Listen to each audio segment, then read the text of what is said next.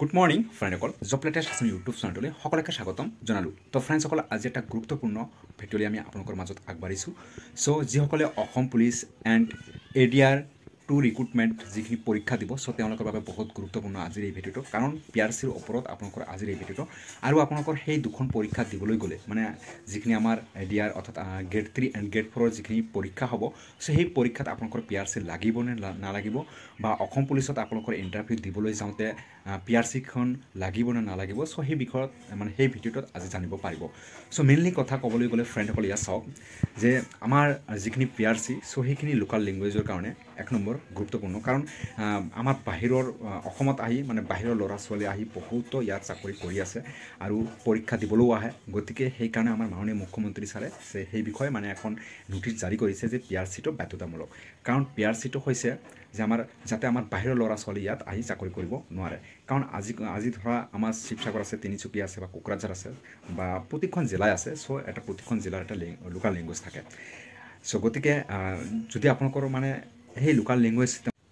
তো গতিকে ফ্ৰেণ্ডসকল আমাৰ মাননীয় মুখ্যমন্ত্ৰী ছাৰে কি ক'লে চ' যেতিয়া এখন কলেজত ইণ্টাৰভিউ হ'ব বৰাক উপত্যকাৰ ষ্টুডেণ্টছৰ লং ডিমাণ্ড আছিল যে 3rd গ্ৰেড 4th গ্ৰেড আমাৰ ষ্টুডেণ্টে পাওক গভৰ্ণমেণ্ট অৰ্ডাৰ আমি দিব নোৱাৰোঁ কিন্তু যেতিয়া আমি কৈছোঁ প্ৰফিচিয়েঞ্চি ইজ লোকেল লেংগুৱেজ তাৰে ষ্টুডেণ্টে পাব যেতিয়া আমি কৈছোঁ যে প্ৰফিচিয়েঞ্চি ইজ লোকেল লেংগুৱেজ কোকৰাঝাৰত বড়ো আৰু অসমীয়া জানা ল'ৰা ছোৱালীয়ে পাব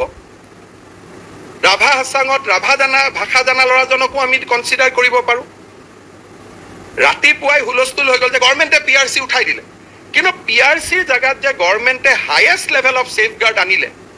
সেই কথাটো কিন্তু ক'তো উল্লেখ নহয় কিন্তু আমি জানো যে এইখন গভৰ্ণমেণ্টে অসমৰ মানুহৰ স্বাৰ্থতে কাম কৰিব যেতিয়া কলেজৰ প্ৰফেচাৰ এপইণ্টমেণ্ট হয় PRCৰ কথা কোৱাৰ কাৰণে দুই এখন কোৰ্টত আমাক ক'লে যে তোমালোকে PRC ইনচিষ্ট কৰিব নোৱাৰা উই লষ্ট দ্য কেছ আৰু আমি কলেজৰ ফেকাল্টিত আমি বাহিৰৰ মানুহক এপইণ্টমেণ্ট দিবলগীয়া হ'ল বিকজ অফ হাই কোৰ্ট এতিয়া আমি কৈছোঁ যে নহয় কলেজৰ প্ৰফেচাৰ এপইণ্টমেণ্ট কৰাৰ আগতে প্ৰফিচিয়েঞ্চি অফ লোকেল লেংগুৱেজ তাৰমানে শুৱালকুছিত যদি চাকৰি কৰিব খোজে অসমীয়া জানিব লাগিব অসমীয়াৰ পেপাৰ এখন আপোনালোকে 15 মিনিটৰ প্ৰথম কৰাই ল'ব তেতিয়া উৰিষ্যা বা বিহাৰৰ পৰা অহা ষ্টুডেণ্টজনে কেনেকৈ অসমীয়াত লিখিব চ' যিসকলে নিজক জাতীয়তাবাদী বুলি ভাবে আমি তাতকৈ বেছি জাতীয়তাবাদী উই গ' টু দ্য নেক্সট লেভেল কাৰণ PRC বুলি ক'লে বঙালী কথা কোৱা মানুহ এজনো PRC হিন্দী ভাষী কোৱা মানুহ এজনো PRC কিন্তু যেতিয়া লোকেল লেংগুৱেজ বুলি ক'ব it is A very hard definition যিটো কলেজৰ মেনেজিং কমিটিয়ে ঠিক কৰিব what is the local language of my college area Sualkuchi কলেজে ক'ব অসমীয়া হোজাই কলেজে ক'ব আছামিজ ষ্ট্ৰক বেংগলী হাইলাকান্দিয়ে ক'ব বেংগলী ষ্ট্ৰক হিন্দী শিলচৰত ক'ব বেংগলী প্লাছ ষ্ট্ৰক হিন্দী কোকৰাঝাৰত ক'ব বেংগলী ষ্ট্ৰক বড়ো চ' PRCটো আৰ্মিত কাম কৰি থকা মানুহ এজনেও ইয়াত PRC পাব যদি 3 বছৰ থাকে ডক্টৰ মনমোহন সিঙেও ইয়াত PRC পাইছিল যদিও অসমত এদিনো থকা নাই because PRC is a legal document but when you spoke about a local language it is a subjective satisfaction of that college আৰু যাৰ ফলত কলেজৰ পোষ্টত আউটছাইডাৰে এপইণ্টমেণ্ট পোৱাৰ কথাটো নাহিবই কিন্তু ৰাতিপুৱাৰ পৰা সাংবাদিক মেল প্ৰেছ কনফাৰেন্স চব হৈ গ'ল কিন্তু ক'তো এষাৰ নকলে যে গভৰ্ণমেণ্টে আনাডাৰ ছেফগাৰ্ড ৱাজ প্ৰেছক্ৰাইব সেইকাৰণে মই ভাবোঁ যে আমাৰ উদ্দেশ্য চবৰে এটাই কলেজবিলাক ভাল হওক কাৰণ মই ইয়াত এই অৰ্ডাৰটো দিওঁতে I am not in to mind উৰিষ্যাৰ পৰা অহা প্ৰফেচাৰ এজনে বি বৰুৱা কলেজত কেনেকৈ চাকৰি কৰিব এণ্ড ভাইচা ভাৰ্চি অসমৰ প্ৰফেচাৰ এজনে উৰিষ্যাত গৈ চাকৰি কৰিব নোৱাৰে যদি ষ্টুডেণ্টৰ লগত কমিউনিকেট কৰিব নোৱাৰে ইন দ্য লোকেল লেংগুৱেজ তেতিয়া কলেজত চাকৰি কৰিতো লাভ নাই in that point we can win আমি কোৰ্টত গ'লেও আমি উইন কৰিব পাৰোঁ যে যদি লেংগুৱেজ নাজানে পঢ়াব কেনে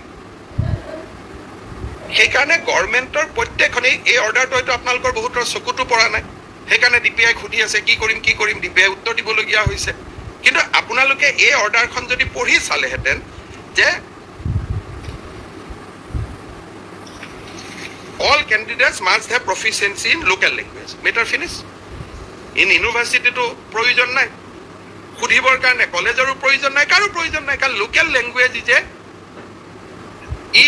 বেছি ষ্ট্ৰিক্ট পলিচি যাতে বাহিৰা মানুহ আহি নুসুমায় আৰু বাহিৰা মানে ইভেন ষ্টেটৰো ভিতৰত যদি সঁচা PRCও হয় কিন্তু অসমীয়াটো যদি নিশিকে বহুত আমাৰ মাজতো ল'ৰা ছোৱালী আছে অসমীয়া মানুহৰ ল'ৰা ছোৱালী কিন্তু অসমীয়া ক'ব নাজানে হি ইজ অলছ' আউট মোৰ ল'ৰা সাপোজ বাহিৰত পঢ়িছে অসমীয়া ক'ব নাজানে আজি ডেফিনেটলি মোৰ ল'ৰাজনে ভালকৈ অসমীয়া লিখিব নোৱাৰে হি ষ্টাডিড আউটসাইড হি যদি কলেজৰ প্ৰফেচাৰ পোষ্টত এপ্লাই কৰে he is also' not eligible because he doesn't have proficiency in the local language